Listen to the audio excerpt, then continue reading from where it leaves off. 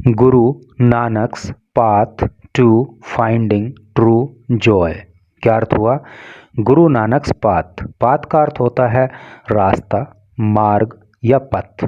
तो गुरु नानक का मार्ग टू फाइंडिंग, पाने के लिए, ट्रू जॉय। ट्रू जॉय का मतलब होता है सच्चा सुख या परम आनंद। तो क्या टोटल का अर्थ हुआ कि परम आनंद की प्राप्ति के लिए, परम आनंद को पाने के लिए गुरु नानक द्वारा बताया हुआ मार्ग। तो ये आर्टिकल आपको आध्यात्म की ओर लेकर जाएगा और मैं समझता हूँ कि लाइफ में एक बैलेंस होना ज़रूरी है। व्यक्ति को बाकी नॉलेज के साथ साथ आध्यात्म की भी नॉलेज होना चाहिए। तो चलिए आगे पढ़ते हैं। इन हिज वाणी, अपनी वाणी में गुरु नानक देव एक्सप्रेसेस, गुरु नानक देव व्यक्त करते हैं हिज लव, उनका प्रेम फॉर राम, राम के प्रति, एज निर्गुण, निर्गुण के रूप में। और निर्गुण कौन होता है? One who is beyond attributes. Attribute का मतलब होता है गुण, जो गुणों से परे होता है। कहने का मतलब क्या है कि अपनी वाणी में गुरु नानक देव राम के प्रति अपने प्रेम को व्यक्त करते हैं और वो राम को निर्गुण मानते हैं। और निर्गुण कौन होता है? जो गुणों से परे होता है। निर्गुण मीन्स, निर्गुण का मतलब है not possessing the three qualities. तो निर्गुण का अर्थ है जो इन तीन गुणों को पजेस नहीं करता, यानी कि जिसके अंदर ये तीन गुण नहीं होते। कौन से गुण? रजस, तमस एंड सत्व। अब रजस, तमस और सत्व को थोड़ा सा डिटेल में समझते हैं। रजस का जो अर्थ होता है वो होता है क्रोध, गुस्सा या अहंकार। तमस का जो अर्थ होता है वो होता है अज्ञान, अंधेरा या घमंड। और सत्व का जो अर्थ होता है वो होता है संतुलन, अच्छाई या सच्चाई। तो राम जो है वो इन सभी गुणों से परे हैं। आपने कहीं सुना भी होगा किसी सत्संग में या किसी धर्म गुरु से कि जो ईश्वर है वो अच्छाई और बुराई के परे है। यानी कि ये जो गुण हैं ये किसी मनुष्य के होते हैं, क्योंकि ये जो दो पहले रजस और तमस, ये जो गुण हैं ये तो थोड़ा सा नेगेटिव सेंस देते हैं और जो सत्व है वो पॉजिटिव सेंस देता है। यानी कि किसी भी व्यक्ति के अंदर ना तो पूरी तरह से रजस और तमस के ही गुण होते हैं। अगर किसी के अंदर रजस और तमस के गुण हैं तो उसके अंदर कुछ ना कुछ सत्व के गुण भी होंगे। और अगर किसी व्यक्ति के अंदर सत्व के गुण हैं तो उसके अंदर रजस और तमस के गुण भी होंगे। कुल मिलाकर कोई भी मनुष्य इस दुनिया में ना तो पूरी तरह से अच्छा है ना तो पूरी तरह से बुरा है। उसके अंदर अगर अच्छाइयाँ हैं तो बुराइयाँ भी हैं, बुराइयाँ हैं तो अच्छाइयाँ भी हैं, सिर्फ अनुपात का अंतर होता है। और जिस व्यक्ति के अंदर अच्छाइयाँ ज़्यादा होती हैं, यानी कि सत्व के गुण ज़्यादा होते हैं, रजस और तमस के कम होते हैं, तो वो व्यक्ति अच्छा कहलाता है। और जिस व्यक्ति के अंदर रजस और तमस के गुण ज़्यादा होते हैं, सत्व के कम होते हैं, तो वो बुरा कहलाता है। तो ये जो गुण हैं ये मनुष्य के हैं, ईश्वर के नहीं हैं। इसीलिए गुरु नानक देव जी कहते हैं कि राम जो है वो निर्गुण है। आगे पढ़िए। दीज क्वालिटीज़ बिलोंग टू प्रकृति। ये जो गुण हैं वो प्रकृति को बिलोंग करते हैं, इनका संबंध प्रकृति से है, नेचर से है। And the sub स्ट्रेंटम of this प्रकृति, और इस प्रकृति का जो सबस्ट्रेंटम है, सबस्ट्रेंटम का मतलब होता है आधार या बुनियाद, ठीक है, फाउंडेशन। और इस प्रकृति की जो बुनियाद है, इस प्रकृति का जो आधार है वो क्या है? ब्रह्म, वो ब्रह्म है, ठीक है। यानी कि ब्रह्म के ऊपर ये प्रकृति टिकी हुई है। और ब्रह्म क्या है? The absolute reality. Absolute reality का मतलब होता है पूर्ण सच्चाई, अर्थात परम सत्य। और ब्रह्म जो है वो परम सत्य है। विच Guru Nanak Dev refers to variously, जिसको गुरु नानक देव अनेक अनेक तरह से बताते हैं। कैसे? निर्गुण, निराकार, परब्रह्म, सत्य एंड आनंद, और आनंद, ठीक है। तो उन्होंने कहा है कि ये जो गुण हैं वो प्रकृति क्या कहा उन्होंने आगे? दीज क्वालिटीज़ बिलोंग टू प्रकृति, कि ये गुण जो है प्रकृति से संबंधित हैं। और प्रकृति का जो आधार है वो ब्रह्म है, और ब्रह्म जो है वो परम सत्य है। और परम सत्य को गुरु नानक देव जो कहते हैं, वो कहते हैं निर्गुण, वो कहते हैं निराकार, वो कहते हैं परब्रह्म, वो कहते हैं सत्य, और वो कहते हैं आनंद। तो मैं समझता हूँ कि आपको थोड़ा थोड़ा समझ में आ ही रहा होगा। और एक चीज़ मैं आपको बता दूँ, जो चीज़ें इम्पोर्टेंट और कठिन होती हैं वो समझने में उतनी आसान नहीं होती। आसान चीज़ों को तो यार कोई भी समझ लेता है नहीं? लेकिन मुश्किल चीज़ों को जो समझता है वही विद्वान कहलाता है, और महत्वपूर्ण चीज़ों को ही समझने में मुश्किल लगती है। तो अगर आपको इस आर्टिकल को समझने में मुश्किल लग रही है तो इसका मतलब आप कुछ वज़नदार चीज़ पढ़ रहे हो, आप कुछ इम्पोर्टेंट चीज़ पढ़ रहे हो। आगे पढ़ते हैं। द सिख गुरु सेज, जो सिख गुरु हैं वो कहते हैं, that the realization of the nirgun Ram can be happen only when we get rid of our false egos and contemplate on the self। क्या अर्थ हुआ? The Sikh Guru says, Sikh गुरु कहते हैं अर्थात गुरु नानक कहते हैं, दैट द रियलाइजेशन, कि जो रियलाइजेशन है, जो अनुभव है, जो अनुभूति है, जो एहसास है, ऑफ निर्गुण राम, निर्गुण राम का, कैन हैपन, वो हो सकता है, ओनली व्हेन, केवल जब, we get rid of our false ego. False का मतलब झूठा, ईगो का मतलब होता है अहंकार, और गेट रीड ऑफ का मतलब होता है छुटकारा पाना। यानी कि राम की अनुभूति, राम का अनुभव हमें तभी हो सकता है जब हम अपने झूठे अहंकार को छोड़ दें। एंड कंटम्पलेट, कंटम्पलेट का मतलब होता है चिंतन या मनन करना, और हम चिंतन करें, हम मनन करें ऑन द सेल्फ, सेल्फ के ऊपर। देखिए सेल्फ कैपिटल लेटर में लिखा है, और कैपिटल लेटर में लिखने का मतलब है कि सीधा सीधा गॉड की तरफ संकेत करता है। यानी कि स्वम को पहचाने, हमारे अंदर जो सेल्फ है, हमारे अंदर जो ईश्वर का एक वास है नहीं? ऐसा बोलते हैं ना कि हर इंसान के अंदर ईश्वर का वास होता है, हर इंसान के अंदर ईश्वर होता है।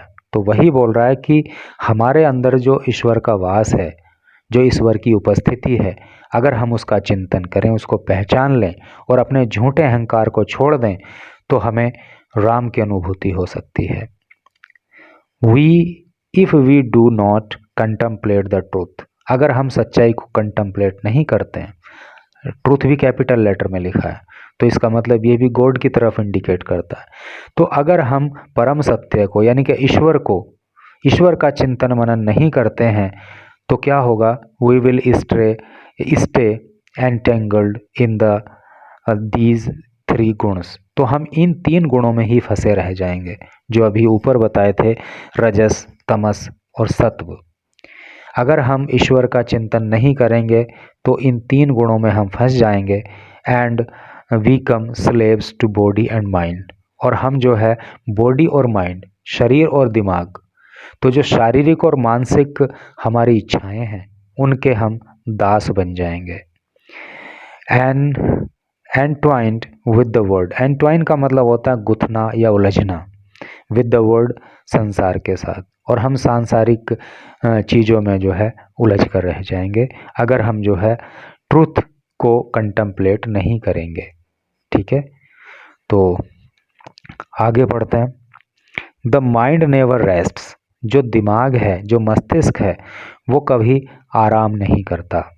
देयरफॉर, इसलिए, things that arise from the mind, इसलिए जो दिमाग से चीज़ें पैदा होती हैं, ठीक है, दिमाग जो है वो कभी आराम नहीं करता, क्योंकि दिमाग में हमेशा कुछ ना कुछ चलता रहता है, कभी अच्छे विचार, कभी बुरे विचार, कभी सुख की भावना, कभी दुख की भावना, तो हमेशा दिमाग में कुछ ना कुछ चलता रहता है, दिमाग कभी आराम नहीं करता। इसलिए दिमाग से जो चीज़ें पैदा होती हैं, नेवर सीज, वो भी कभी रुकती नहीं है। सीज का मतलब होता है रुकना, थमना, शांत होना, तो वो भी कभी शांत नहीं होती, वो भी कभी नहीं रुकती। Any desire for the world, अगर हम संसार के लिए कोई इच्छा रख लें, यानी कि अगर हमारे दिमाग में कोई सांसारिक इच्छा पैदा हो जाए, results continuous generation of desire, तो इसका जो परिणाम होता है वो कैसा होता है? Continuous generation of desire, continuous का मतलब होता है लगातार, जेनरेशन का मतलब होता है पैदा होना, डिज़ायर का मतलब इच्छा। तो फिर क्या होता है कि ये इच्छा जो है वो दूसरी इच्छाओं को जन्म देती है। एंड दियर सब्सेक्वेंट आउटकम्स, सब्सेक्वेंट का मतलब होता है बाद का, आउटकम का अर्थ होता है परिणाम, और फिर बाद में इसके कुछ परिणाम भी आते हैं। कहने का मतलब यह है कि जब हमारे दिमाग में कुछ एक चीज़ पाने की इच्छा पैदा हो जाती है तो वो वहीं पर नहीं रुकती, बल्कि वो दूसरी इच्छाओं को जन्म देती है, और फिर उसका कुछ ना कुछ आउटकम भी आता है। Your mind is caught with in duality, duality का मतलब होता है द्वंद्व। आपका जो दिमाग है, आपका जो मस्तिष्क है, वो द्वंद्व में फंसा हुआ है। ठीक है, द्वंद्व में फंसे होने का मतलब आप समझते ही हो कि किसी एक डिसीजन पे नहीं पहुंच पाना। अभी आपने डिसीजन लिया कि आज मुझे ये काम करना है, फिर आपके माइंड में आया नहीं नहीं यार ये काम नहीं करना है। तो जब आपके दिमाग की स्थिति ये हो जाती है कि मैं करूं या नहीं करूं, करूं या नहीं करूं, तो वो स्थिति जो है वो डुअलिटी की होती है, द्वंद्व की होती है। तो आपके दिमाग में जो है वो क्या है, द्वंद्व भरा पड़ा है। And intellect instead of being aligned with the guru's wisdom, और जो आपकी इंटेलेक्ट है, जो आपकी बुद्धि है, इंस्टीड ऑफ के बजाय बीइंग अलाइंड, अलाइन होने के, ठीक है, अलाइन का मतलब होता है पंक्तिबद्ध होना, एक लाइन में होना, या फिर गठबंधन में होना, विद गुरुज विजडम, गुरु की बुद्धि के साथ। आपकी जो बुद्धि है, आपका आपका जो मस्तिष्क है, वो गुरु की बुद्धि के साथ तालमेल नहीं करता। Makes you see yourself and God as two separate entity, और जब ऐसा होता है कि आपके मन में डुअलिटी होती है, द्वंद्व होता है, आपकी बुद्धि गुरु की बुद्धि के साथ तालमेल नहीं बिठा पाती, तो होता क्या है कि फिर you see yourself and God two separate entities, separate का अलग मतलब होता है अलग, है नहीं। तो गॉड और आपको आपकी बुद्धि अलग अलग करके दिखाती है। जब आपकी बुद्धि डुअलिटी में फंस जाती है, गुरु के साथ तालमेल नहीं बिठा पाती, तो वो कहती है कि आप अलग हो और ईश्वर अलग है, जबकि ऐसा नहीं है। ईश्वर और मनुष्य एक ही होता है, यानी कि ईश्वर के अंदर, मनुष्य के अंदर ही ईश्वर का वास होता है। You will realise this mistake, आपको इस गलती का एहसास होगा।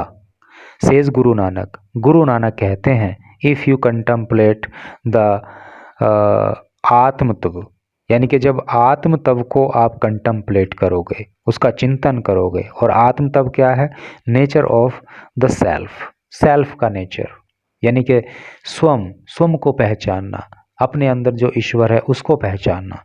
यानी कि जब आप ईश्वर का मनन करते हो, आपके अंदर जो ईश्वर का वास है, जब उसका चिंतन आप करते हो, तो आपको आपकी इस गलती का एहसास हो जाता है। कौन सी गलती का, वो गलती जिसके माध्यम से आपका दिमाग ईश्वर को और आपको अलग अलग बताता है, जबकि आप दोनों एक ही हो। You and the Guru will then become one, और जब आपका माइंड जो है सेल्फ को कंटम्पलेट करने लगता है, ट्रुथ को, गॉड को कंटम्पलेट करने लगता है, तो उस समय पर आप और आपके गुरु एक हो जाते हो। It is the ignorant mind that separates you from the divine. It is ignorant, ignorant का मतलब होता है अज्ञानी, माइंड दिमाग, दैट सेपरेट जो अलग करता है, यू आपको, फ्रॉम द डिवाइन इश्वर से, यानी कि वो दिमाग अज्ञानी है जो आपको ईश्वर से अलग करता है। या आप यूँ कह सकते हो कि वो व्यक्ति अज्ञानी है जो ईश्वर को और अपने आप को अलग करके देखता है। The wise mind allows you to experience your true nature, जो वाइज माइंड है, वाइज का मतलब बुद्धिमान, जो बुद्धिमान दिमाग है, तो वो आपको अलाउ करता है, अनुमति देता है, किस बात की, टू एक्सपीरियंस, अनुभव करने की, योर ट्रू नेचर, आपके सच्चे स्वभाव को। और आपका सच्चा स्वभाव क्या है, which is the embodiment of bliss. Embodiment का मतलब होता है अभिव्यक्ति या मूर्त रूप ऑफ ब्लिस, ब्लिस का अर्थ होता है परम आनंद, और जो आपका सच्चा स्वभाव है वही परम आनंद की अभिव्यक्ति है। तो दो तरह के दिमाग या दो तरह के व्यक्ति यहाँ पे बताए, एक तो इग्नोरेंट माइंड, यानी कि अज्ञानी दिमाग जो कहता है कि आप अलग हो और ईश्वर अलग है, और एक जो है वाइज माइंड है नहीं, यानी कि बुद्धिमान माइंड है जो आपको परम आनंद की अनुभूति कराने वाले आपके सच्चे स्वभाव का एहसास आपको कराता है। Once you figure out that the blissful supreme exists within you, एक बार जब आपको पता लग जाता है, वंस एक बार, फिगर आउट पता लगाना, एक बार जब आपको पता लग जाए कि ब्लिसफुल का मतलब होता है आनंद देने वाला, सुप्रीम परमात्मा एग्जिस्ट रहता है विद इन यू आपके अंदर, एक बार जब आपको इस बात का पता लग जाए कि परम आनंद देने वाला परमात्मा आपके ही अंदर रहता है, विल यू कंटिन्यू, क्या आप जारी रखोगे टू सीक, खोजना हैप्पीनेस, खुशी through worldly bondages. Worldly bondages का मतलब होता है सांसारिक बंधन, ठीक है। तो कहने का मतलब ये है कि अगर आपको ये पता लग जाए कि परम सुख देने वाला परमात्मा आपके अंदर में ही है, तो फिर मुझे बताओ, क्या आप उसके बाद भी सांसारिक बंधनों में खुशी ढूंढने की कोशिश करोगे क्या? तो इस तरह से करके ये आर्टिकल है, और इस आर्टिकल के फर्स्ट पार्ट को यहीं तक रहने दे रहे हैं, क्योंकि अगर पूरी आर्टिकल को इसी वीडियो में पढ़ाएंगे तो वीडियो बहुत लंबी हो जाएगी।